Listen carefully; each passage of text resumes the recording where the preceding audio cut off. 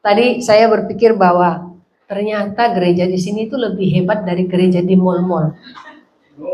Kalau di mall kan datang pagi makanan belum buka. Di sini datang pagi udah buka, gorengan, donat, sampai tadi tak lihat ada gula-gula gitu di.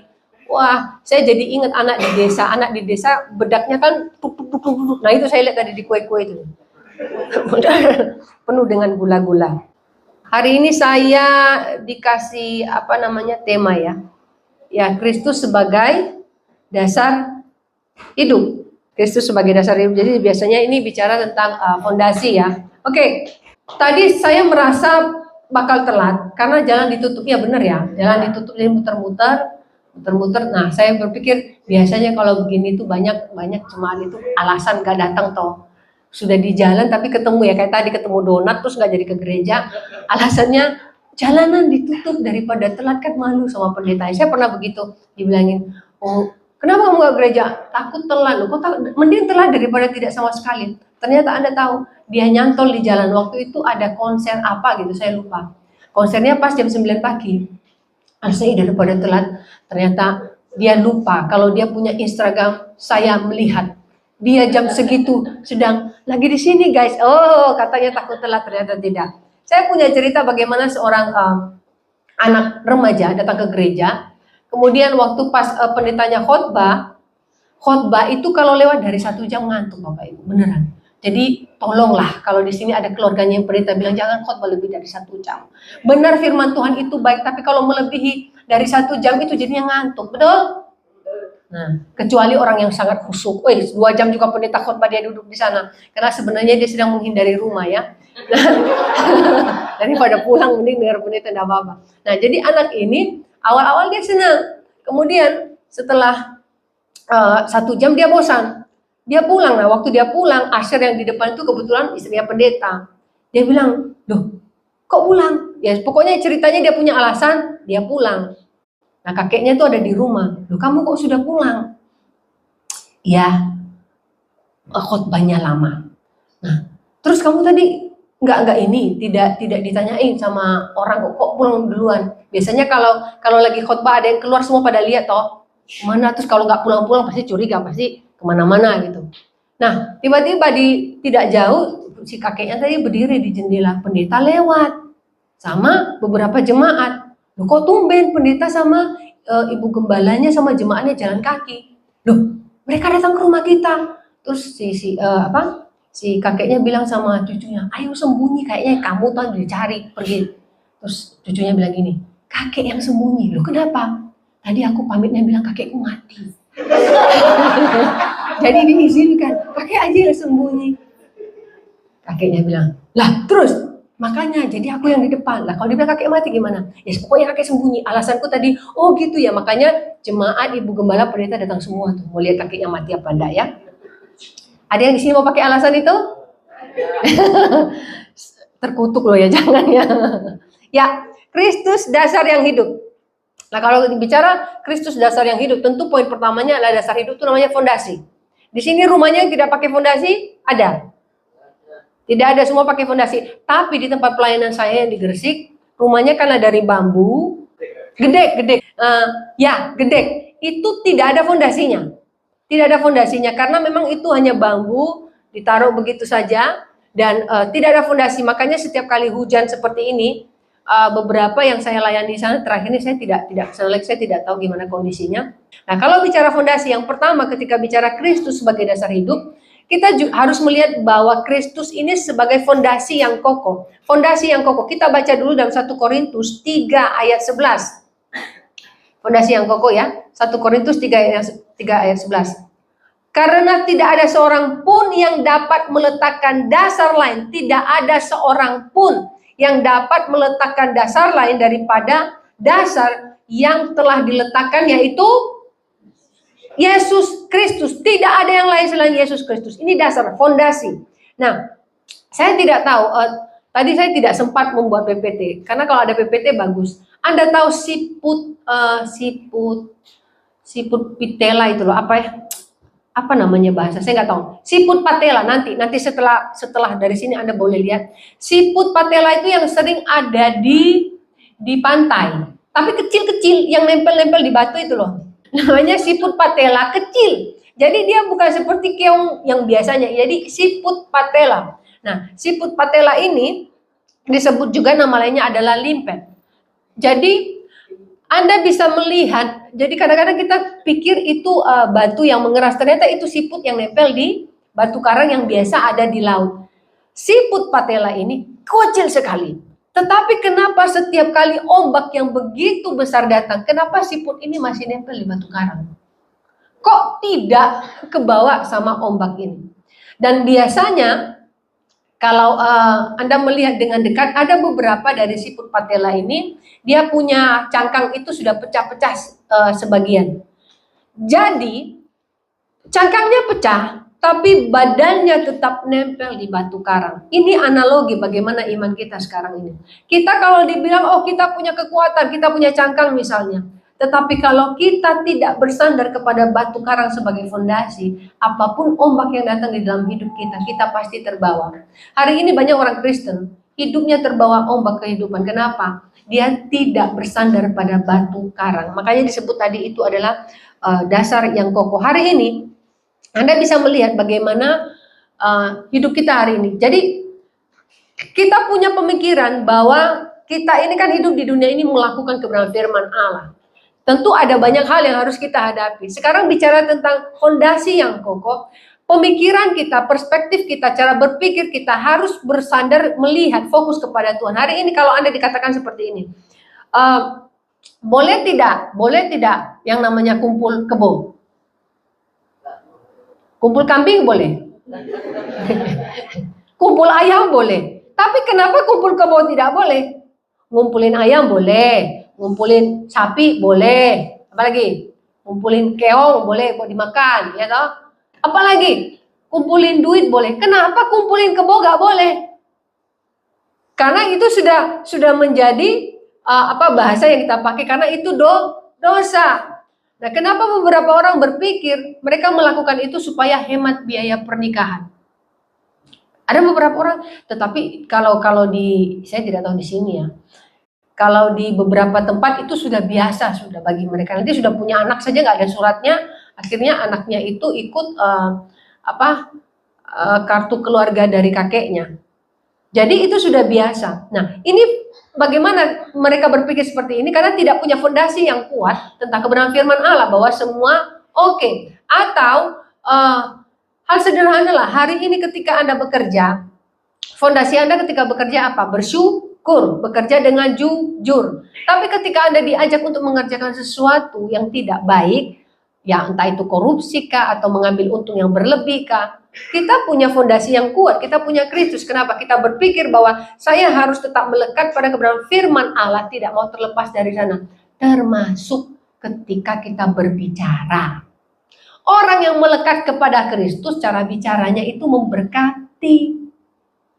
Ya berapa kali saya bilang, saya paling anti mendengar orang ngomong jarjir. Tahu nggak itu asalnya dari mana? Dari kata guk itu. Nah sekarang Anda tahu peraturan sekarang, siapapun yang memanggil temannya dengan kata antunjir atau apapun itu, dipenjara 2 tahun. Jadi kalau makanya saya bersyukur punya anjing itu kasih nama, saya nggak pernah bilang anjing, nggak bisa. Nanti saya dipenjara. Nah, tapi nama anjing saya namanya Kelef. Tahu artinya Kelef? Anjing. Ya, tapi kan nggak ada orang mengerti. Jadi Kak Kelef itu nama dari Kaleb. Jadi Kaleb itu artinya anjing. Jadi saya lebih baik panggil anjing saya dalam bahasa Ibrani, anjing. Kalau bahasa Jawa apa? Nah, jangan sebut, gak enak. Di penjara Anda. Jadi orang percaya yang hidup dalam kebenaran firman Allah punya fondasi yang kuat. Ini dari hal yang sederhana loh ya. Dari cara berkata-kata. Nah sekarang kita bicara fondasi yang kuat. Ketika ada masalah dalam hidup Anda. Ketika ada masalah dalam hidup kita, biasanya kita cari solusi yang paling cepat dulu, yang praktis. Kita cari dulu solusi dari orang lain. Ada yang cari solusi lewat dukun. Ada yang cari solusi lewat bisa melihat masa depan. Waktu saya di mana itu ada teman saya ya, memang biasa kalau orang Medan, apalagi terbiasa dengan yang kucuk nanti kayunya keluar, itu masa depan. Tuh bilang kayu keluar, kalau pas yang keluar nggak bagus, terus tiba-tiba itu masa depan. Saya nggak tahu itu apa namanya. Kemudian narik apa gitu. Jadi kalau kayunya pendek atau apa, saya bilang ini kenapa kayu yang menentukan masa depan? Ingat, solusi hidup itu kita kembali kepada Tuhan. Kalau hari ini Anda sakit, Anda lebih bersandar kepada dokter atau kepada Tuhan? Ada satu penyanyi, waktu saya lupa namanya, dia penyanyi rohani sekarang tapi di luar negeri. Waktu pas ibunya hamil, dokter bilang seperti ini, anakmu akan lahir cacat, dia tidak akan bisa berbicara dan badannya semua akan tidak sempurna. Kemudian si ibu ini mengatakan bahwa tidak apa-apa, saya akan tetap melahirkan. Dia bilang, Bu, ini ibu akan menyesal karena benar-benar dari USG-nya anak ini rusak, tidak sempurna. Kalaupun ibu memaksakan, anggap saja anak ini bisa hidup, tapi dia tidak bisa berbicara. Kemudian ibunya melahirkan, saya lupa, dia penyanyi rohani orang hitam, dia di Elevation kalau nggak salah. Kemudian waktu dia lahir, ibunya tidak menceritakan karena waktu dia kesaksian dia mendapatkan seperti penghargaan ya karena lagunya itu, dia hanya bilang bahwa hari ini saya bisa bernyanyi, bahkan saya mendapat penghargaan. Kalau waktu itu ibu saya mendengarkan dokter untuk menggugurkan saya tidak ada hari ini. Jadi ibunya membesarkan dia sampai dia bisa menjadi penyanyi, mendapatkan penghargaan. Karena ibunya percaya Tuhan, tidak percaya dokter. Kalau percaya dokter, dokter bilang ngomong pun tidak bisa. Kalaupun bisa hidup, dia akan cacat. Nah hari ini kita mau percaya kepada dokter atau percaya kepada Tuhan? Dokter mengatakan kepada saya setelah saya keguguran 3 kali, 1 kali keguguran kesempatan Anda untuk melahirkan hilang 25%. Berarti ketika keguguran 3 kali, berarti 75% hilang, tinggal 25%. Dan dokter mengatakan kalau 25% chance-nya sangat kecil untuk bisa melahirkan. Artinya, ya tidak akan punya anak. Tapi waktu itu saya berpikir bahwa apa yang mustahil bagi Tuhan? Waktu itu saya dan suami saya berpikir bahwa ya sudah, Tuhan bilang punya anak, oke, tidak, ya sudah gitu. Tapi chance yang 25% yang dikatakan dokter tidak akan bisa, ini saya punya anak. Apa saya waktu itu kalau percaya kepada Tuhan, saya akan depresi. Jadi hari ini buat Anda yang sudah menikah 15 tahun tidak punya anak, saya katakan kalau Tuhan bilang belum waktunya, belum waktunya. Kalau hari ini Anda belum menikah dengan usia Anda, bukan berarti Tuhan tidak menjawab doa. Tuhan tunggu waktu yang tepat. Lebih percayalah kepada Tuhan daripada kepada manusia. Karena kadang manusia bilang, umurmu sudah 40 kok belum menikah. Emang ada syaratnya? Emang ada Alkitab mengatakan harus menikah di bawah 40? Tidak ada. Bahkan ketika orang menikah di usia 50, barusan ada jemaah di mana itu, dinikahkan yang satu umur 55, satu umur 57, happy-happy aja mereka. Karena kenapa? Selalu ada waktu yang tepat yang Tuhan berikan. Karena kita bersandar kepada Tuhan, kita tidak takut dengan cara berpikir dunia. Hari ini pekerjaan Anda, waduh 10 tahun gitu-gitu aja. Terus Anda bersandar kepada dunia, ada cara lain supaya memperkaya diri. Tidak, bersandar kepada Tuhan. Tuhan punya solusi yang tepat. Makanya tadi dikatakan bahwa kalau Kristus sebagai dasar hidup, kita fokus kepada Kristus. Jangan fokus kepada dunia, apalagi fokus kepada orang lain. Kalau fokus kepada orang lain membandingkan diri sendiri, tidak akan pernah puas loh dengan apa yang Anda capai. Dunia ini rusak. Tetapi ketika kita fokus kepada Tuhan, kita tidak ikut dalam kerusakan itu. Dunia suka membalik-balikan sesuatu yang membuat kita berpikir bahwa itu benar. Ingat, selama Tuhan menjadi fondasi hidup kita, kita seperti siput patela tadi. Bersandar kepada Tuhan. Apapun ombak yang datang, siapapun yang menghina Anda, siapapun yang merendahkan Anda, siapapun yang tidak menghargai apa yang Anda lakukan, Tuhan menjadikan Anda berharga.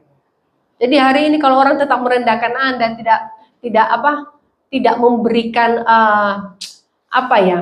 pujian terhadap apa yang sudah Anda kerjakan dengan sepenuh hati, tidak apa-apa. Karena Tuhan yang memperhatikan apa yang Anda kerjakan. Ingat, fokuslah pada reward yang Tuhan berikan, bukan pada reward yang diberikan manusia. Karena reward yang diberikan manusia bisa ya habis hari ini, tapi reward yang diberikan Tuhan itu selamanya tidak akan berakhir. Hari ini Anda dikasih pujian oleh manusia, besok Anda punya kelemahan, Anda dihina. Manusia begitu. Tapi kalau Tuhan hari ini dia senang melihat Anda ketika Anda melakukan sesuatu yang benar. Ketika besok Anda berdosa, Tuhan punya hati untuk terlibat lebih lagi dalam hidup kita agar kita tidak jatuh dalam dosa. Dia punya kasih, semakin dekat dia kepada kita. Itu rewardnya Tuhan. Beda dengan rewardnya manusia. Jadi kita melihat di Korintus ini tadi, karena tidak ada seorang pun yang dapat meletakkan dasar lain daripada dasar yang telah diletakkan, yaitu Yesus Kristus. Hari ini iman kita dasarnya apa? Dasarnya Yesus Kristus atau memang dasarnya karena lahir dari kecil jadi Kristen? Ya sudah ke gereja, tidak paham tentang dasar hidupnya. Dasar hidup kita adalah Kristus. Yang kedua bicara sumber kehidupan. Jadi sumber pertumbuhan. Yesus ini ketika kita menjadikan dasar, dia menjadi sumber pertumbuhan kita. Hari ini Anda bisa bertumbuh di dalam iman karena siapa? Oh, karena pacar saya, Bu. Oh, karena pendetanya, Bu. Hati-hati loh ya. Pertumbuhan iman kita boleh terjadi karena Kristus, tetapi siapa? Orang-orang yang ada di lingkungan kita itu sebagai pribadi yang dipakai Tuhan untuk boleh bertumbuh bersama-sama dengan kita. Jadi jangan katakan Anda bisa bertumbuh karena pendeta, Anda bisa bertumbuh karena si ini, tapi pertumbuhan kita itu sebenarnya datang dari Kristus. Kita baca Yohanes 15 ayat 5. Yohanes 15 ayat 5. Sama-sama ya, daripada kita tertidur dalam hadirat Allah. Yohanes 15 ayat 5. 1, 2, 3. Akulah pokok anggur dan kamulah ranting-rantingnya. Barang siapa tinggal di dalam aku dan aku di dalam dia, ia berbuah banyak, sebab di luar aku kamu tidak dapat berbuat apa-apa. Garis bawahi, sebab di luar aku kamu tidak bisa berbuat. Jadi hari ini kalau Anda melihat bahwa ada sesuatu yang Anda tidak bisa lakukan, berarti Anda sudah berada di luar Allah. Banyak hal tanpa kita sadari, kita mengerjakan hal itu sendiri. Kita tidak mengandalkan Tuhan. Ketika Anda tidak mengandalkan Tuhan, sulit. Tapi ketika kita mengandalkan Tuhan, ingat, mujizat itu selalu ada. Siapa yang bilang mujizat sudah mati? Masih ada mujizat hingga hari ini. Tidak pernah berhenti dan tidak pernah mati. Nah, Anda tahu binatang koala? Koala itu makanannya cuma satu, daun eukaliptus. Anda kasih daunan yang lain dia bisa mati atau sakit. Jadi satu-satunya yang dapat dimakan oleh koala itu daun eukaliptus itu. Tidak pernah dia makan kayak kambing di sini pokoknya lapar makan apa saja, benar toh? Apalagi kalau kita manusia, orang Indonesia ini. Kalau sapi dagingnya dimakan. Ususnya dimakan, handuk-handuknya dimakan yang di dalam itu loh. Tempat itu apa namanya? Yang usus. Satu lagi, babat, yoy. Indonesia itu nggak ada yang dibuang, Bu, semua dimakan. Ayam coba, sate usus, bener? Saya baru tahu ternyata brutu itu apa. Apa itu brutu? Ternyata maaf, pantat ayam. Saya bilang, ini apa? Brutu tepung. Brutu tepung tuh saya keren sekali namanya. Saya bilang, itu brutu tuh apa ya, Pak? Oh iya, dia ngomong bahasa Jawa. Bahasa Jawa, pantat apa? Ayam, pantat ayam. Nah, saya baru tahu kalau namanya brutu, betul ya? Brutu tepung, keren namanya. Ternyata pantat ayam, aduh. Usus ayam. Terus apa? Rempelo. Indonesia dimakan semua. Saya tanya, kenapa nggak ada yang pernah makan bulu? Wah, ada, Bu, jadi kemoceng. Indonesia semua berfungsi kan? Tetapi ingat, ketika di dalam kerohanian hanya ada satu yang bisa memberikan kita pertumbuhan, Yesus Kristus. Sama seperti koala ini tadi, yang bisa dia makan hanya eukaliptus. Jadi anggap saja analoginya kita ini seperti koala, yang bisa memberikan kita pertumbuhan adalah eukaliptus. Itu daun tidak ada di Indonesia. Makanya tidak ada koala di Indonesia, ya. Yang ada itu anak kecil jadi koala sama bapak ibunya. Tapi ingat seperti yang saya katakan tadi, kehidupan rohani kita tidak ada lagi selain di dalam Kristus. Jadi kalau Anda seperti manusia tadi makan semua, rempelo dimakan, usus dimakan, brutu dimakan, karena itu sehat, Bu, buat kesehatan. Saya baru tahu setelah itu saya googling. Apa kandungan daripada brutu ini tadi? Tapi ternyata di Google itu nggak ada brutu. Ketik aja pantat ayam gitu ya. Aduh, saya khotbah ngomong pantat tidak baik. Ternyata itu kolesterolnya banyak. Loh, kok bisa? Jadi saya buat, loh ternyata kolesterolnya itu hampir 90 berapa persen. Nah, gak ada dagingnya. Loh bener, karena saya gak pernah makan, saya gilo ya. Ternyata yang Anda makan yang namanya bruto itu 90 berapa persen itu lemak dan berapa persennya kulit. Dagingnya mana? 0%. Jadi hari ini kalau Anda berpikir ada kehidupan di luar daripada Kristus, Anda keliru. Berarti ketika Anda mencari pertolongan di luar daripada Kristus, Anda mencari bruto. Hati-hati, di luar daripada Kristus adalah bruto. Di luar daripada Kristus adalah rempelo. Tidak akan memberikan Anda kesehatan. Kenapa dokter melarang makan rempelo? Ayo, cari tahu. Penyakit semua itu. Apalagi yang namanya babat. Apalagi tuh, Den, yang jeroan-jeroan itu. Dulu suami saya makan jeroan. Hati, paru, wes.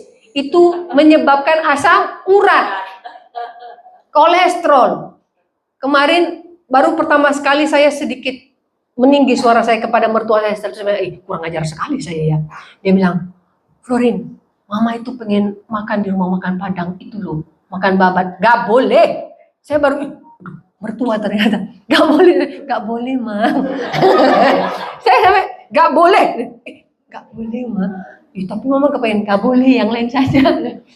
Karena mertua saya baru keluar dari rumah sakit, terus cek darah waktu itu kan kolesterolnya tinggi.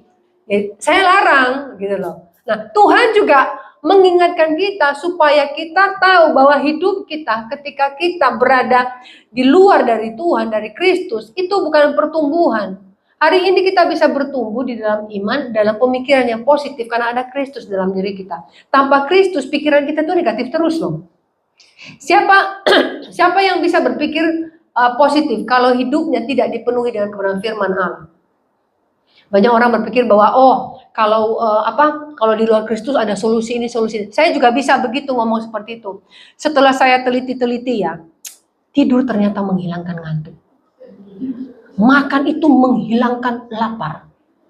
Setelah saya teliti juga, minum itu menghilangkan haus. Gak usah diteliti, memang sudah begitu. Jadi gak usah diteliti. Kalau kita ikut Tuhan, saya teliti pasti bertumbuh. Pasti bertumbuh. Gak usah diteliti. Jadi kalau hari ini Anda datang ke gereja, Anda bilang, saya mau teliti dulu Bu, saya diberkati atau tidak. Gak usah diteliti. Hidup kita milik Kristus, pasti diberkati Tuhan. Diberkati dengan kesehatan, diberkati dengan pekerjaan. Saya tidak bicara prosperity ini ya. Tetapi saya mau bicara tentang bagaimana Tuhan tidak pernah meninggalkan hidup kita. Karena dia adalah dasar dari hidup kita. Jadi satu-satunya tempat kita bisa bertumbuh adalah Kristus. Sama seperti koala dengan eukaliptus. Tapi di sini saya tidak menyuruh Anda memakan rumput atau eukaliptus. Kita bukan kambingnya, tetapi kita harus tahu kebenaran firman Allah. Firman ini yang menjadi makanan kita setiap hari. Sekarang jujur kacang hijau, angkat tangan siapa yang jarang membaca. Jarang atau tidak pernah. Oke lah, jarang membaca Alkitab. Tunjuk tangan. Kita nonton film, oh ya. Angkat tangan yang jarang baca Alkitab. Oh berarti tidak pernah. Hei, wih, siapa yang sekali setahun baca Alkitab? Angkat tangan. Tuhan Yesus semua berarti tidak pernah. Oke, di sini ada tidak baca Alkitab tahunan gitu atau bulanan atau apa? Gak ada. Gak ada juga. Pak, buatkan grup saya ada di dalamnya. Nanti saya suruh semua baca Alkitab. Ya. Tenang, kalau saya suruh baca Alkitab bukan satu pasal ya. Langsung dari Kejadian sampai Wahyu. Ayat 1 di Kejadian sama ayat 1 di Wahyu gitu. Harus ada. Gini, kenapa kita harus membaca Alkitab? Saya tidak akan meminta Anda karena saya sendiri tidak akan pernah mengatakan bahwa saya harus membaca dari Kejadian sampai Wahyu. Kita membaca satu misalnya kitab, kemudian kita tidak memahaminya, ulang-ulang di sana sampai kita paham, tidak apa-apa. Jadi jangan membuat sebuah resolusi bahwa dari Kejadian sampai Wahyu Anda baca tapi tidak ngerti sama sekali buat apa. Itu juga saya suruh anak saya baca dari Kejadian sampai Wahyu, dia baca tapi nggak ngerti artinya. Tiba-tiba bangga, saya tahun ini sudah menghabiskan dari Kejadian sampai Wahyu, ngerti nggak? Enggak, pokoknya baca. Lalu Gak usah ya.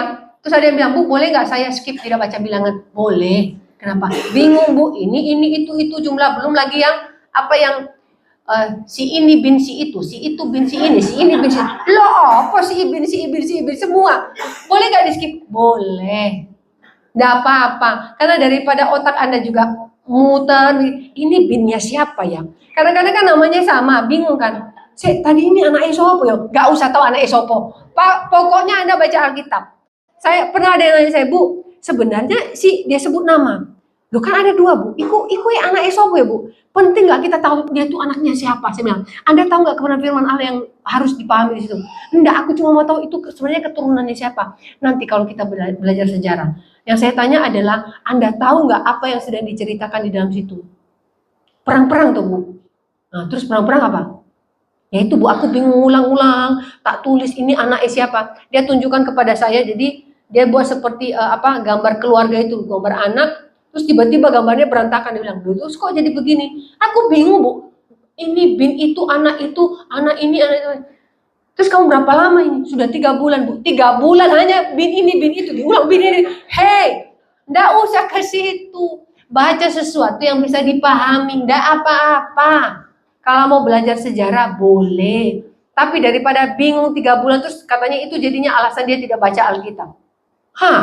Kenapa itu menjadi alasan? Berarti dia hanya fokus pada bin anak siapa ya. Jangan kalau baca Alkitab, tidak perlu seperti itu. Jadi gini, jadikan Kristus menjadi sumber pertumbuhan kita, baru kita punya dasar. Yang ketiga, biasanya yang ketiga ini semua orang bahagia, terakhir berarti.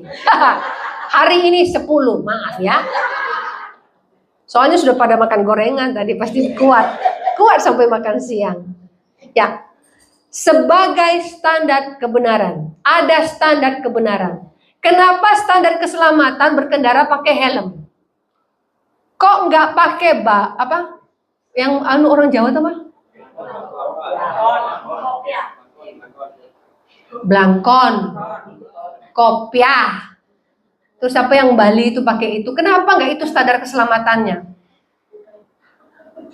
Saya kemarin itu berpikir minggu lalu, orang ini kalau buat helm sekarang kok aneh-aneh.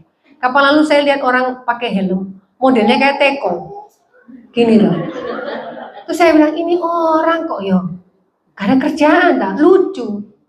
Kemudian saya lihat news, dia tabrakan. Anda bayangkan tekonya kemana? Ayo, coba. Saya bilang kapok. Tekonya jatuh, nucuk hidung.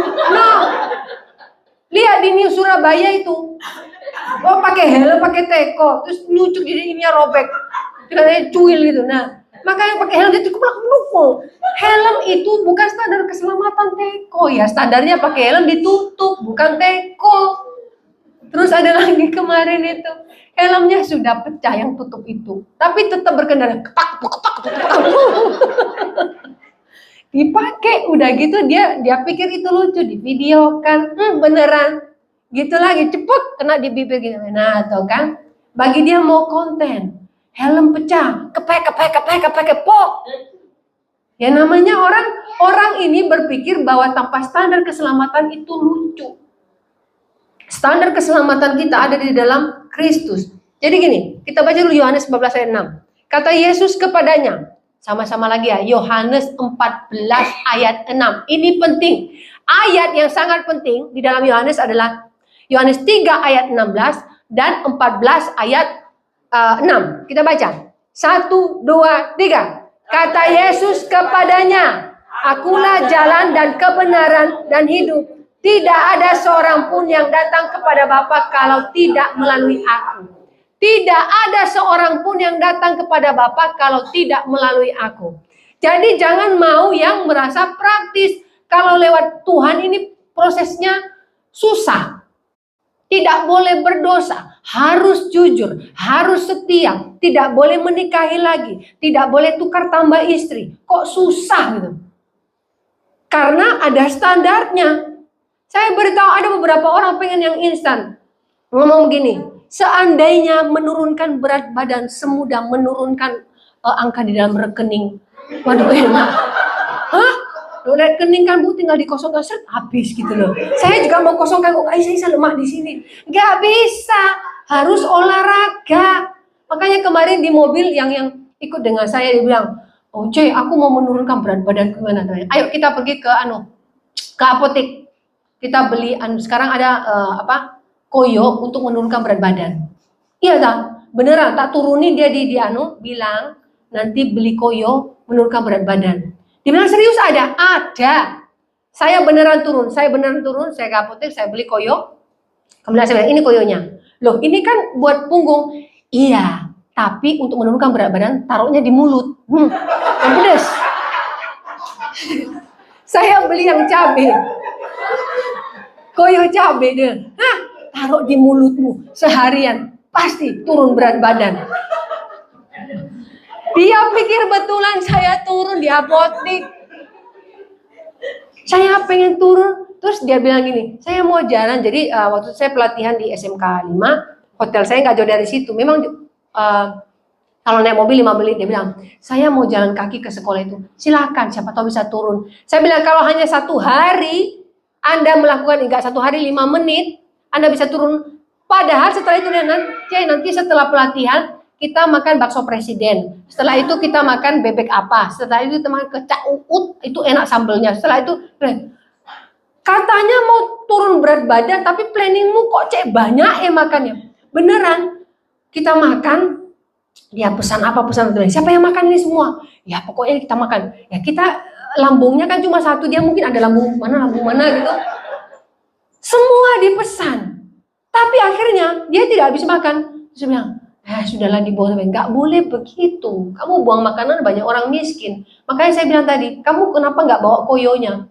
Ya soalnya belinya koyo pedas. Ya itu buat mulut. Coba kalau dari tadi kita ke sekolah, kamu udah pasang koyo, buka koyonya udah pedas-pedas, kamu susah makan. Di sini ada yang mau kurus, beli koyo pedas itu. Koyo cabai ya namanya. Nah, koyo cabai itu menurunkan berat badan. Jadi kalau standar kebenaran itu seperti ini. Anda tahu penyu ini hebat. Jadi penyu ini ada yang namanya magnet apa namanya sebentar saja. Magnetoreception. Magnetoreception itu gini. Ketika penyu kan mereka menetas di pinggir pantai. Kemudian ketika mereka menetas di pinggir pantai, mereka akan pergi berenang. Nah, penyu ini ketika mereka berlatih berenang itu bisa pergi melampaui samudra. Jadi bukan hanya pergi ke tetangga sebelah, enggak. Sampai berkilo-kilo, sampai berpuluh-puluh tahun. Dan Anda tahu mereka bisa balik kembali ke tempat mereka menetas tadi. Kok bisa pas di situ? Kenapa penyu waktu bertelur, dia pergi, 2-3 tahun kemudian dia bisa balik ke sana. 10 tahun kemudian pun bisa balik. Karena mereka punya yang namanya tadi magnetoreception itu. Ini yang membuat mereka kembali ke sana. Nah, kalau bicara standar kebenaran tadi dikatakan bahwa tidak ada seorang pun yang datang kepada Bapa kalau tidak melalui aku. Nah, di sini samudra yang luas bicara bagaimana manusia kita di dalam dunia ini banyak hal yang membingungkan. Kalau Anda di laut itu tidak ada Google Map ya. Jadi Anda mau kemana itu kayak nggak ada tanda-tandanya. Saya paling senang kalau saya ke desa, kalau pas tanya, kan kita nyalain Google. Dia bilang gini, turn left next to the shorter Benjir and ngomong apa sih? Soto, jadi ngomong bahasa Inggrisnya kan gitu. Soto apa yang biasa di pojokan itu dari soto raja, mana soto raja? Nah, karena ada patokannya. Kemudian kali Strenganen, Strenganen aja, Strenganen. Wes wapi, terus ngomong nama warung sebelah ini loh. Apa ada warung disebut tapi Inggrisan gitu loh. Nah, itu kan ada tandanya. Kalau di samudra nggak ada. Tidak ada tanda-tanda seperti itu. Semua tanpa clue. Tidak ada tanda. Sekarang bagaimana penyu itu bisa kembali tahu, tadi belok kiri belok kanan yuk. Tadi kemana ya? Nggak ada. Tapi satu yang bisa membuat kita lihat dari standar ini adalah ketika dunia ini membingungkan, satu hal yang bisa membuat kita balik pada kebenaran firman Allah adalah Kristus. Kenapa? Dia menjadi standar hidup kita tadi. Balik pada kebenaran hidup yang sesungguhnya. Makanya ketika kita tersesat, kembalilah kepada Kristus. Karena itu satu-satunya jalan di mana kita kembali kepada jalan yang benar. Jadi kalau hari ini kita jadikan Kristus sebagai dasar, ingat 3 hal ini. 3 hal ini tadi, yang pertama adalah jadikan Kristus sebagai fondasi. Yang kedua, ya, sumber pertumbuhan. Yang ketiga, dia menjadi standar kebenaran kita. Standar kebenaran adalah ada di dalam firman Allah. Kita lihat apa firman Allah itu dari siapa? Namanya juga firman Allah, bukan firman manusia. Bukan firman yang dibuat oleh manusia. Firman Allah ini yang menjadi standar kebenaran kita hari ini. Jadi kalau firman Allah bilang jangan berdosa, jangan berdosa. Kalau firman Allah mengatakan hiduplah jujur, hiduplah jujur. Kalau firman Allah mengatakan mengampuni, mengampunilah. Ada standar. Saya beritahu ada satu standar yang membuat suami bisa panjang umur. Dia akan sangat panjang umur. Ciumlah istrimu setiap hari, panjang umurmu. Tapi kalau mau pendek umurnya, cium istri orang.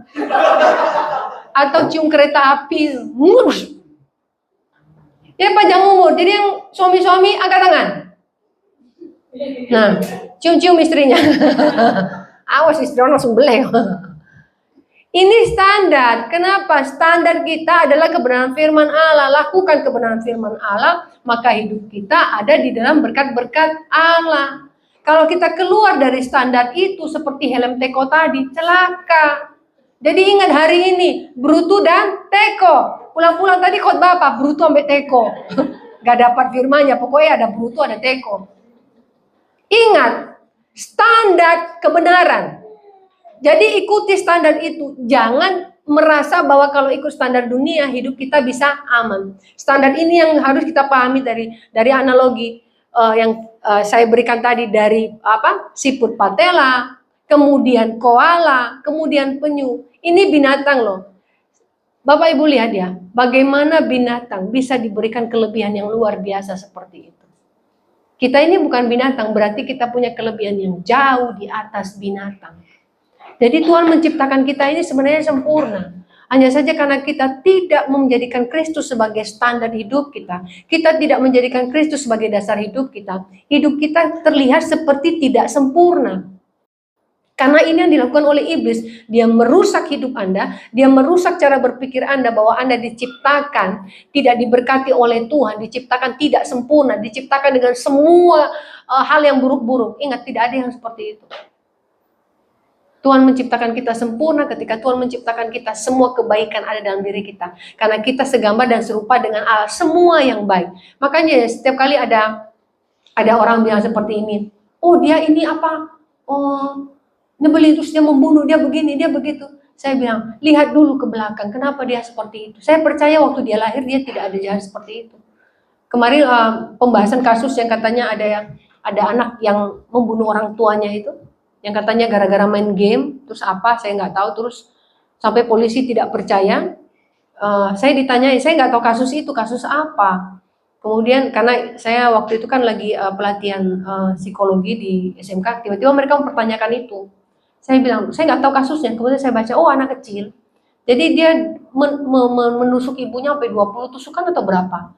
Kemudian yang dituduh itu bapaknya, karena bapaknya baru berantem dengan ibunya karena selingkuh. Jadi polisi berpikir bahwa sebenarnya itu bapaknya tapi nuduh anaknya. Ternyata anaknya dengan bangga menceritakan bahwa malam-malam tiba-tiba dia mengambil pisau, ibunya negur dia apa gitu. Dia tusuk ibunya karena bapaknya lagi tidur di lantai atas lagi berantem. Dan polisi sampai heran, dia memberitahu bagaimana dia mengambil pisau, bagaimana ini. Karena dia main game yang apa, bunuh-bunuhan game itu, saya lupa, saya baca. Baik, pokoknya bunuh-bunuhan lah. Dia ngikuti itu, dia ngikuti game itu.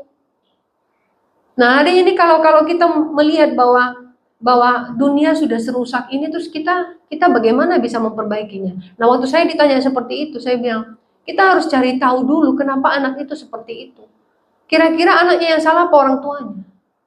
Orang tuanya dong. Kenapa Anda tidak mendidik anak Anda dari awal? Kenapa Anda membiarkan anak Anda bermain game bunuh-bunuhan? Akhirnya kan pola berpikir dia bahwa itu lucu. Ya seperti si Teko tadi, balik-balik lagi lucu. Bagi dia membunuh itu lucu. Anda tahu ketika saya baca dia dia menunjukkan bagaimana dia senangnya waktu bagaimana caramu membunuh ibumu. Dia kayak ya biasa saja kayak game. Jadi kita tidak bisa menilai anak ini jahat, kita harus lihat ke belakang. Jadi Kristus itu mengasihi kita. Kalau kita punya standar hidup kita bersandar kepada Kristus, cara kita menjadi orang tua pun seperti itu. Makanya saya beritahu ya anak-anak ya, ketika Anda ditegur oleh orang tua, Anda dengarkan, bukan karena orang tua jahat kepada Anda, tapi karena mengasihi Anda. Tapi kalau Anda komplain terus Anda berpikir bahwa dunia ini lebih baik kepada Anda, cobalah hidup di dalam dunia ini tanpa orang tua. Coba hidup di dalam dunia ini tanpa kebenaran firman Allah. Anda akan tersesat. Karena memang iblis maunya seperti itu. Demikian juga buat yang tua-tua. Kalau ditegur oleh firman Allah, jangan tersinggung. Wah, ini khotbah ini pasti buat saya, karena kemarin saya udah berencana beli teko ini. Misalnya contoh. Masa saya tidak mengikuti standar kehidupan? Bukan itu. Kalau ada firman, itu artinya Tuhan berbicara kepada Anda. Terimalah, jangan tersinggung. Kecuali Anda barusan berantem sama pendeta itu, terus muka Anda dilihat terus diomongin terus. Nah itu memang pendeta itu punya khusus untuk Anda gitu loh. Anda harus menyelesaikannya. Tapi tidak pernah ada ceritanya Tuhan sengaja menyinggung perasaan Anda, tapi Tuhan mengingatkan Anda. Jadi hari ini kalau ada khotbah, meskipun misalnya di sini ada yang khotbah galak-galak, terima saja, ya. Kalau yang galak perempuan berarti ya sudah nasib suaminya. Kalau yang galak laki-laki ya sudah nasib istrinya. Intinya adalah apapun khotbah yang Anda dengar, ambil baiknya. Jangan pernah tersinggung. Berarti standar Anda tentang kebenaran firman Allah sudah baik. Mau ditegur, mau mendengar, mau melakukan. Amin. Amin. Mari kita berdoa. Yesus Tuhan, Yesus Tuhan, Yesus Tuhan.